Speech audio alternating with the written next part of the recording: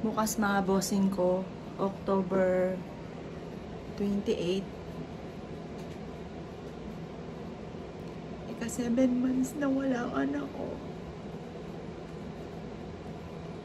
Sobrang sakit. Hindi ko po matanggap hanggang ngayon.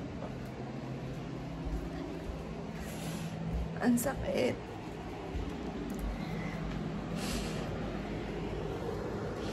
Hanggang picture na lang po ako sa aking anak. Wala na po siya. 7 months na po siyang wala. Ito po. Yung bag na ito, yung huling gamit po niya. At yung bag din pong ito, yung bigay niya sa akin. Ibang kulay, dark brown. Kasi alam po ng anak ko na mahilig ako sa brown.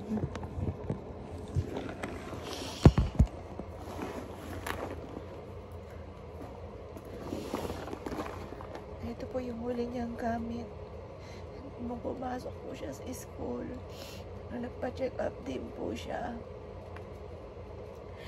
ng October 24. Hanggang sa ngayon, tinatanong ko sa mister ko, bakit kailangan sa boyfriend niya pala at sabihin? Bakit hindi niya sa amin sinabi? Bakit nakuha niya na pala? Kasi may screenshot po siya, may picture po siya na, Mami, nandito na ako. Ito po yung pinaka-reseta. Pero nakataklob.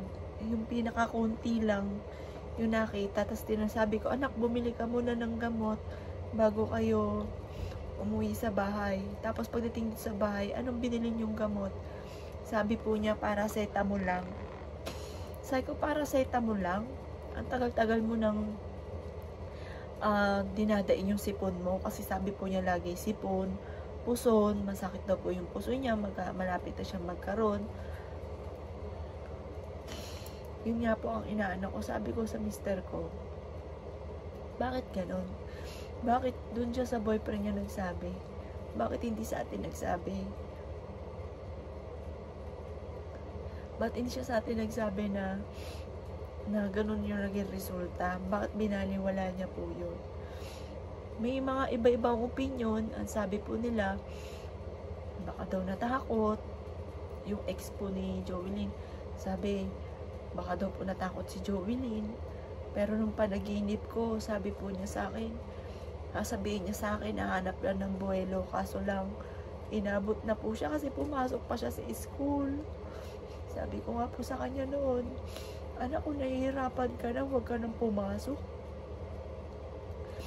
Wala naman sa ganyan yan. Naniniwala ako na talagang sipag lang talaga, tiyaga. Huwag ka lang susuko sa hanggat di mo nakakamit yung mga pangarap ninyo. Makakamtan nyo rin po yan kung ano may pinapangarap ninyo. Kung nahihirapan ka na, dito ka na lang. Tulungan mo na lang ako. Mag-online tayo. Pagtas sa gabi, gala-gala na lang. Sabi po niya, Mami, gusto ko talaga makatapos. Kaso mas ako lang. Nagpa-check up po siya, may nararamdaman na pala siya. Pero hindi niya sinabi. Kaya minsan, sabi ko sa mister ko, siguro hindi tayo mahal ni Joelyn kasi sa iba pa siya nagsasabi.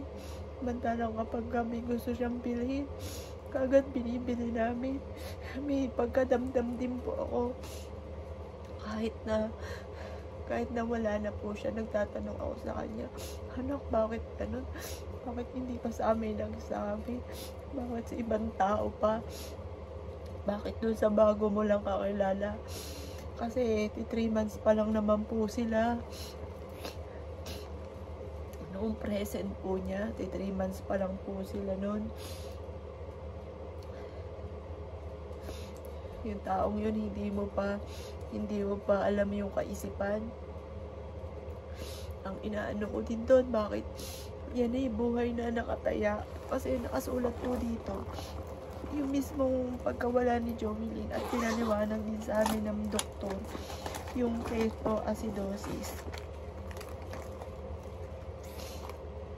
50-50 na po yun. Parang ano na po siya sa 1 in a million. Parang mga isa lang or dalawa lang pwedeng makaligtas. Kaya dito sa result na to, nakita na dito negative na lahat. Pero pumasok pa rin siya sa school, parang binaliwala niya pa rin to. Tapos ang dami dito, meron nga dito ang paracetamol, pero hindi lang yon ang ano dito, hindi lang po siya yung reseta, back to back nga po yan, tsaka to back to back, hindi lang paracetamol, yun lang po yung binili nila.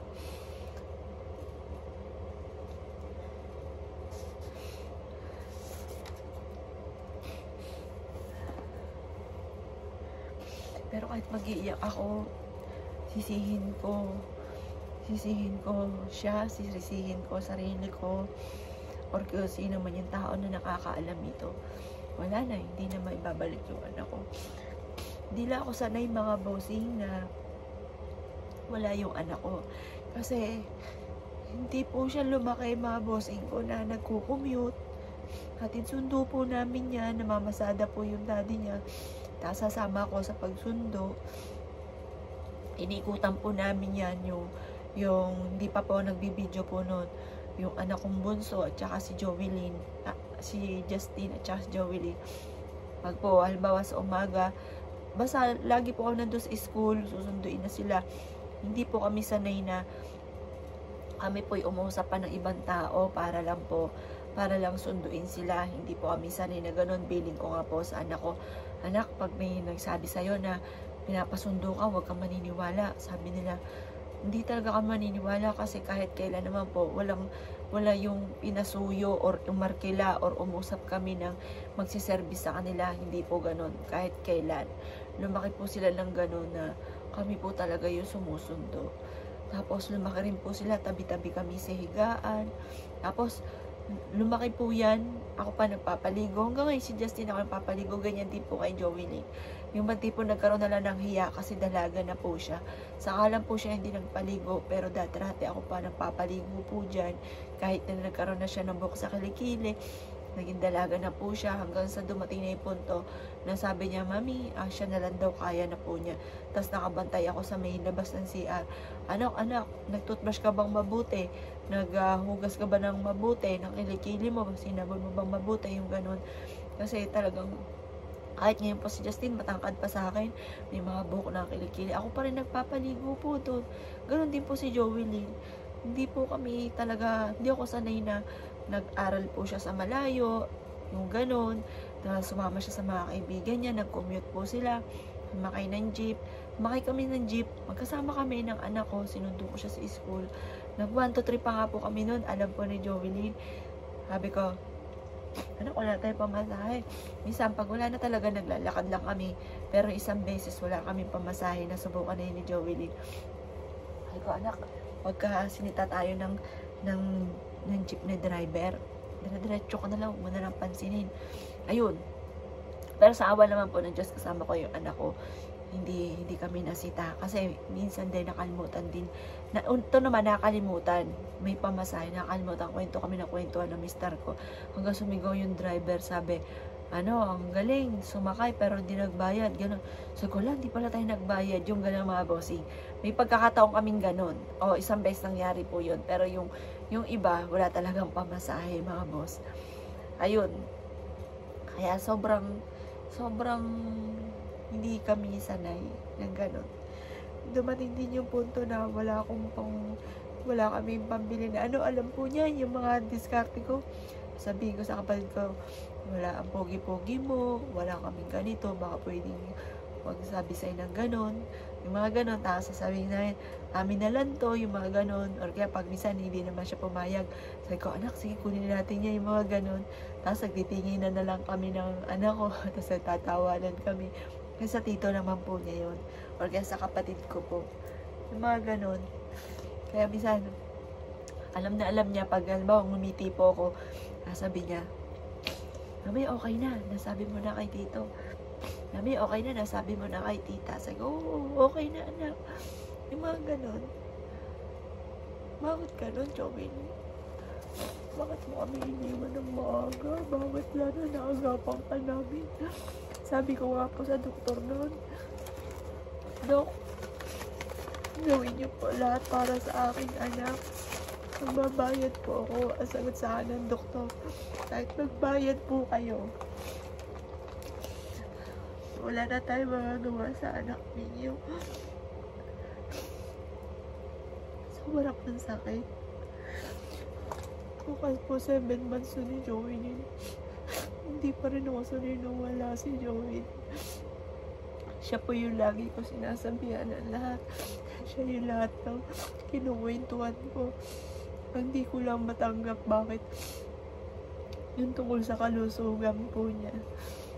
Isang beses sinabi niya po sa akin, siguro ginaya niya po ako.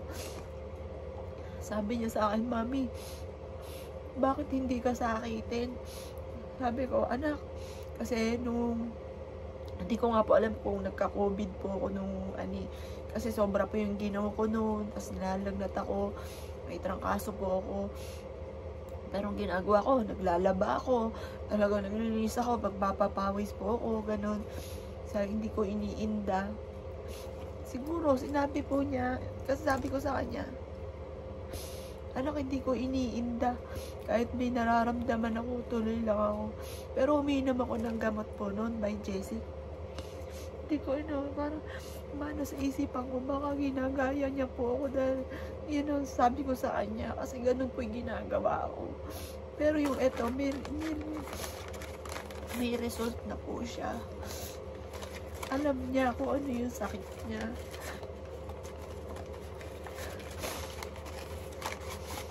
Ito yung inaano ko sa mister ko, inaano lang ako, huwag ka umiyak na umiyak.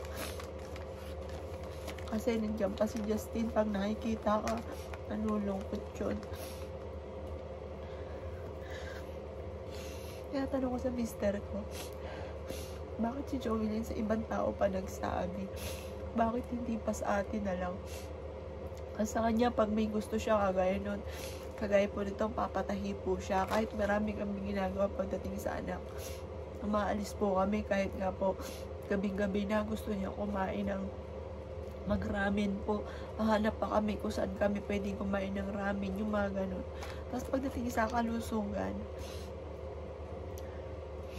hindi niya kaagad sinabi kung kailan nahihirapan na siyang huminga.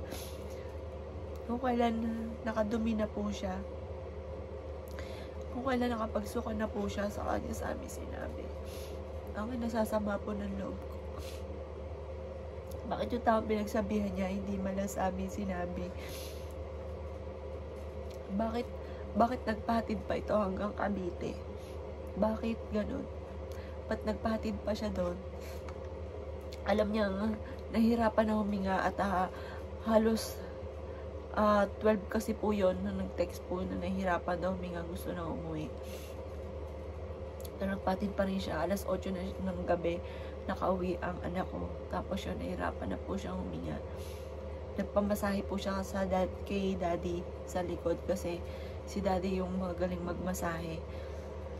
Tapos maya po, hindi po siya makakain ng hapunan. Tapos sabi niya po sa akin, Mami, nahirapan akong huminga. Tapos sabi, ba't ka nahirapan huminga? Tapos, maya po nagsuka po siya. Tapos, anak, kumain ka ba ng dinuguan? Bakit kulay itim yung sinusuka mo? Tapos, pinaltan ko po siya ng damit na noon. Halika na, sabi ko, Daddy, huwag ka na humiga. Huwag na kayo humiga. Dadala natin siya sa ospital. Akala ko pa nga po, nahawahan siya ng asthma ng boyfriend po niya kasi may hika po yung boyfriend po niya. Sabi ko, baka nahawahan ka ng hika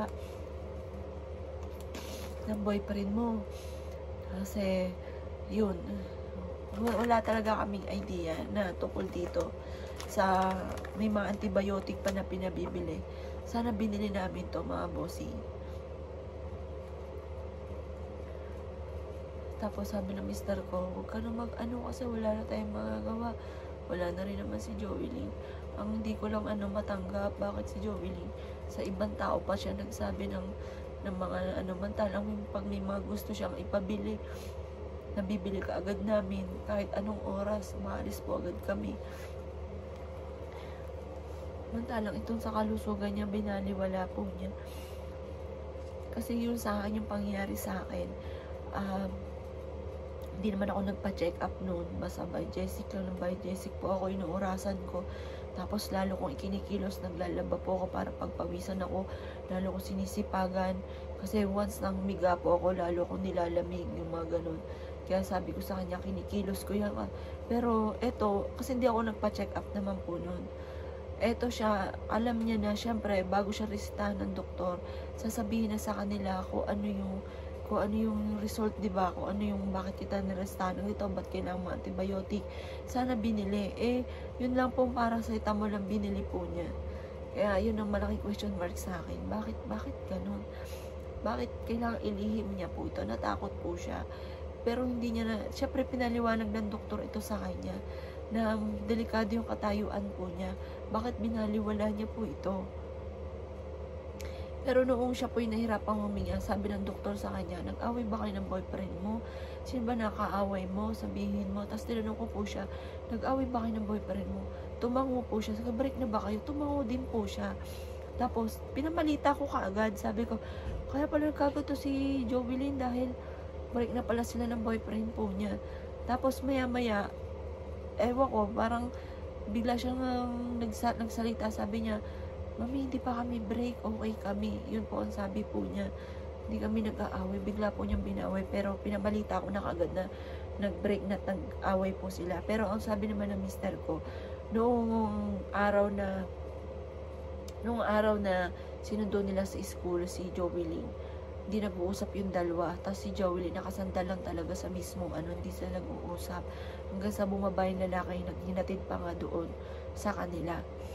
Tapos Jovelyn tahimik lang. Tapos pagdating dito, wala, tahimik na siya. Tapos, anak, halika kain, pinagalitan ko pa. Di ba gusto mo ng Jollibee? Sabi po niya, gusto niya Jollibee. Di in-order ko po Jollibee. Tapos ayaw niya kumain, hinalo-halo niya lang yung spaghetti, tsaka yung chicken. Tapos ayaw niya talaga. Sabi ko, sumubukan niya, hindi pwede pag masama yung pakaramdam. Hindi pwede hindi nakain. Tapos sinalo talaga daw, hindi daw po niya kayang kumain. Tapos maya-maya, po siya, nagpamasahe na ng likod. Tapos, maya-maya po, sabi niya, Mami, nasusuka ako. Tapos, yun nga po, tapos yung suka niya, may amoy. Tapos, nagpupupo siya, pinagalitan ko pa, sabi ko, anak, nagpipil ka ba ng pupo? Bakit iba yung amoy ng pupo mo? Yun, yung po pala, yung ganon. Hindi pala, yung parang akala mo po ay kumain siya ng dinuguan, dugo na daw po yung sabi ng doktor. Talagang ilang po ang question mark sa akin. Bakit hindi niya sa amin sinabi? Kung natakot siya, hindi mo masusolusyon kasi buhay na po yan eh. Yun tinatanong ko sa kanya. Pero binubulong niya po sa akin. Sabi niya na sasabihin niya natakot lang po siya. Naniniwala ako sa anak ko, mga bossing ko, na yung anak ko lang talaga, nagsasabi po siya sa akin. Ngayon, lahat ng mga sikreto po niya, sinasabi niya sa akin. Pero noong nabubuhay pa po siya, hindi niya sinasabi. Hindi niya sinasabi. Yung ngayon, yung pag may nagsasabi po taka sa albularyo, hindi na ako sa albularyo kasi yung anak ko po mismo nagsasabi sa akin. Minsan nga po pag nagpamasahe ako di tahimik. Biglang may nagpapakita sa paningin ko ganyan, nakapikit ako. Tapos sabi niya, "Hoy, sabihin mo nawala na ako." So sabi ko, "Ay, ayoko. Anak ko lang ginaganyan ko, sa iba ka na lang magpakita." Yung mga ganang mga bossing. Kasi yung anak ko, nararamdaman ko siya eh. Lahat na kinukwento po niya sa akin. Kapag may tanong ako sa kanya, parang may bumubulong, sinasagot po niya. Ayun. Tapos pag nag-away po kami niyan, pinagalitan ko siya, sabi niya, "Mami, sorry na Mami." Hindi siya titigil hanggat hindi siya nagsusorry. Pag minsan naman, pag lumipas ang ilang oras, di ako binabate, umiiyak ako, sasabihin ko, "Ganyan ka, hindi mo na ako mahal." Yun, ganun. Kasi ganun lagi ako sa anak ko. Pati kay Justina, halimbawa, "Ganyan ka, hindi mo na ako mahal." Tapos siya, yakap na po sila, hindi nila ako sabi, "Mami, kasi gawa mo kanina, may init ang ulo mo," yung mga ganun. Kaya sobra ko namimiss si Jovelyn. Kaya pag minsan, parang bigla ko siya namimiss, pumupunta po ako dito. Iiyak ako. Ayan, may nag-message sa akin, sabi niya, alam mo, 1 taon na wala na yung tatay ko. Sobra ko siya nami-miss. Sabi ko, ako po, kasi 7 months na wala yung anak ko. Araw-araw ko po siya nami-miss. Sobrang sakit po. Sobrang sakit. Hindi ko pa rin matanggap. Pero yung ibang mga nagko-comment,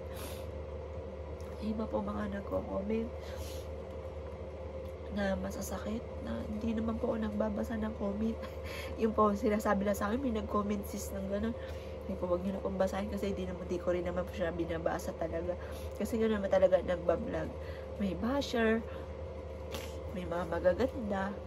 Yan. Ngayon, parang di ka masakta, huwag mo na lang basahin. Basta ako, sabi ko lang kung ano yung nasa kalooban ko. Parang, basta ako, sinasabi ko sa camera, wala man ang iba na pagsasabihan. Dito sa amin, nanay ko, hindi ko masasabihan. Kasi syempre, matanda na yan. Hindi ko nasasabihin sa kanya. Ayoko siya bigyan ng problema. Ngayon, pati dito, kapatid ko, syempre, may kanya-kanya kami mga problema. Tapos sa kanila, ang mga tao ko, pagtuto ng alas 5, parang flash po yan. Ang bilis niya, wala ka agad. Basta trabaho lang talaga, mga boss. Ayun, nasabi ko lang yung nasa kalooban ko. Kung yung natuklasan ko dito sa bag na ito, na sobrang mahal na mahal ko to kasi ito yung last na bag po niya. Nandito nakalagay yung result. Ito yung, nandito lahat. Yung lipstick. Yan. Na candy. Yan. Ito po mga boss. Ito. Mga bossing. Basta ako po mga bossing. Sinasabi ko kung ano yung nararamdaman ko. Wala naman ako bang pagsabihan. Kaya nga naging vlogger din ako. Dito ako sa camera nagsasabi ko ano yung nararamdaman ko.